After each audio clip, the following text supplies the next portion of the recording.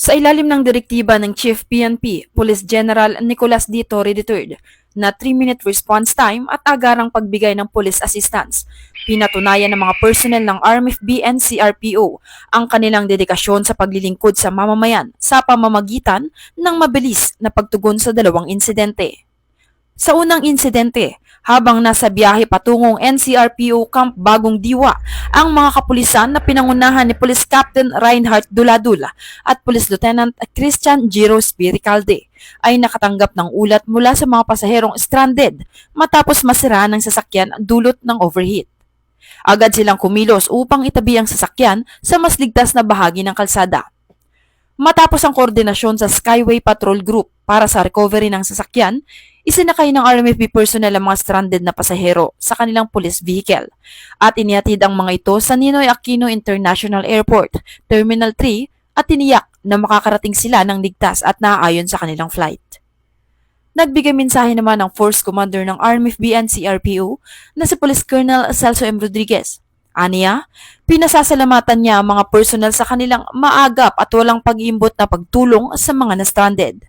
Ang simpleng gawain ito ay may malalim na epekto sa komunidad at sumasalamin sa uri ng serbisyo na ating inaasahan at itinataguyod sa RMFB.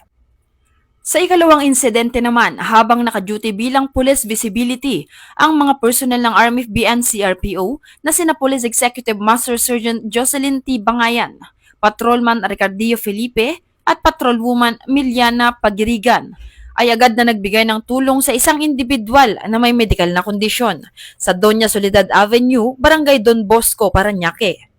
Dumating ang biktima na nakakaranas ng matinding pagkahilo, panginginig at paninigas ng mga kamay at daliri habang siya ay nakasakay sa kanyang motorsiklo. Agad na isinagawa ng mga pulis ang paunang lunas at nakipag-ugnayan sa barangay para sa agarang medikal na tulong. Ang biktima ay dinala sa ospital ng Parañaque sa tulong ng barangay ambulance. Ang mga pangyayaring ito ay patunay ng aktibong pakikiisa ng RMFB and CRPO sa AAA Policy Framework ni Police Major General Anthony A. Abrin, Regional Director ng NCRPO, na nagtatampok sa pagiging able, active at allied ng bawat pulis sa pagbibigay ng serbisyo publiko.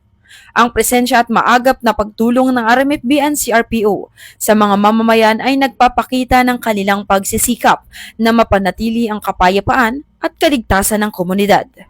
Dahil sa bagong Pilipinas, ang gusto ng pulis, ligtas ka.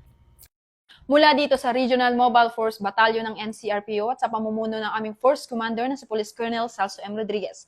Ako po ang inyong Police News Network Correspondent, Patrolwoman Bungo, alagad ng batas, tagataguyod ng balitang pulis.